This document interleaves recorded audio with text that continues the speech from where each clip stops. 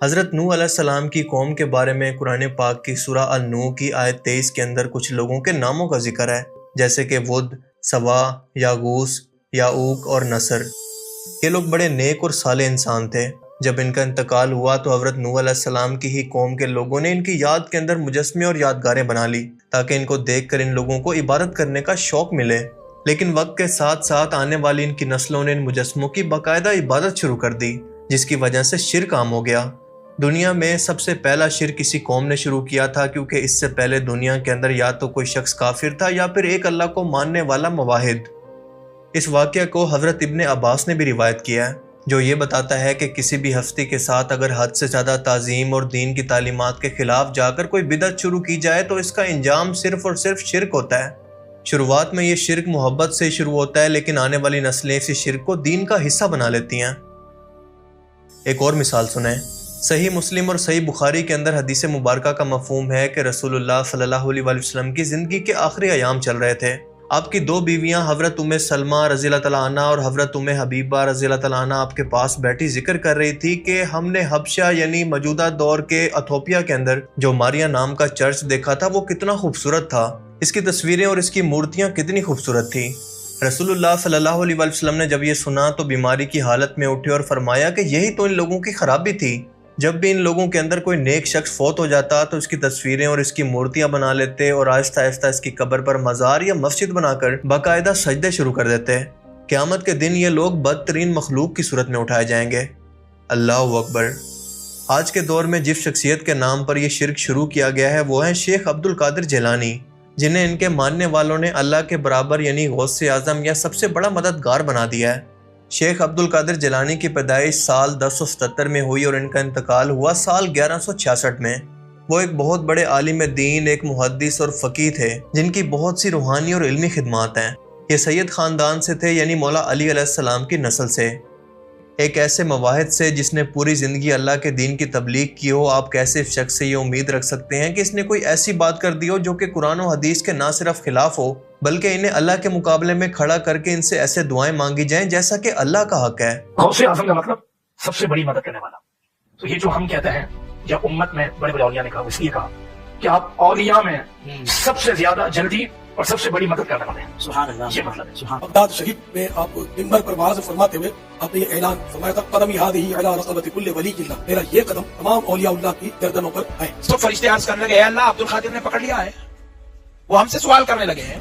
غوث پاک رضی اللہ تعالیٰ عنہ فرماتے میں تو قیامت میں بھی اتنی دیر جنت میں نہیں جاؤں گا جب تک سارے مرید نہ ساتھ چلے جائیں۔ 2 روغنی روٹیاں اور دودھ کا پیالہ لے کر آئے اور مجھے کہا کہ کھاؤ۔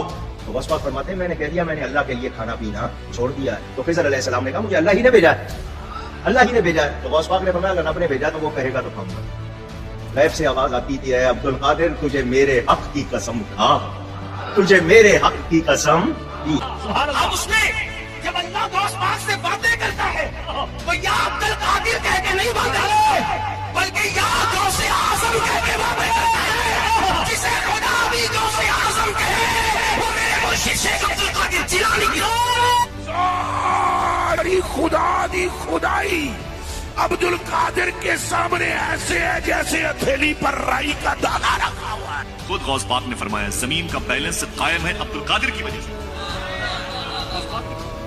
زمین میں یہ جانوروں کے تھنوں میں جو دودھ ہوتے ہیں یہ عبد القادر کی وجہ سے ہوتے ہیں، فرمایا غوث اعظم۔ زمین پر جو بچے شفا پاتے ہیں یہ عبد القادر کی وجہ سے، فرماتے ہیں غوث پاک۔ بتا دو دنیا والوں سے جس کو خدا کہیں یاد نہ آئے عبد القادر کے جلسے میں آ جائے، فرماتے ہیں غوث پاک جس نے نہ دیکھا مدینے والے کو عبد القادر کو دیکھ لے، فرماتے ہیں حضور غوث اعظم سرکار جس کو تمنا ہو کعبہ دیکھنے کی عبد القادر کا روضہ دیکھ لے، دربار دیکھ لے۔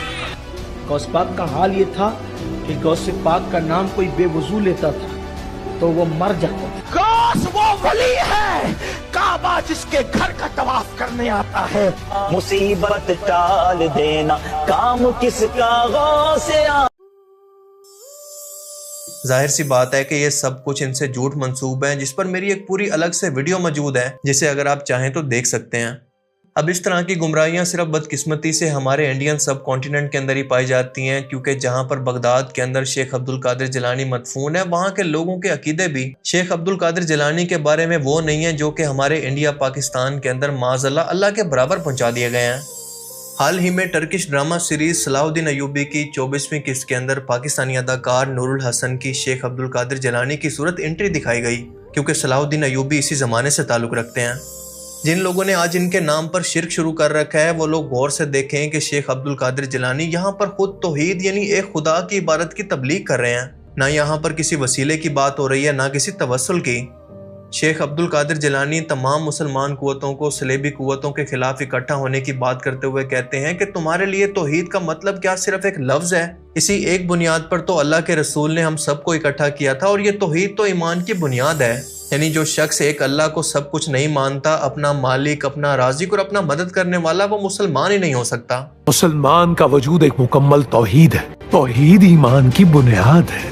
توحید کے اس مضبوط کلے میں داخل نہیں ہونا چاہیں گے۔ غوث پاک آپ کے گناہگار مرید آئے ہیں، ہماری جھولی بھر دیجیے۔ یہ باتیں وہ شخص کر رہا ہے جو کہ اللہ کا نیک بندہ ہے، اور جس کی قبر پر جا کر لوگ اس سے دعائیں مانگ رہے ہیں، اسے اپنا سب سے بڑا مددگار یا پھر غوث اعظم بنا بیٹھے ہیں۔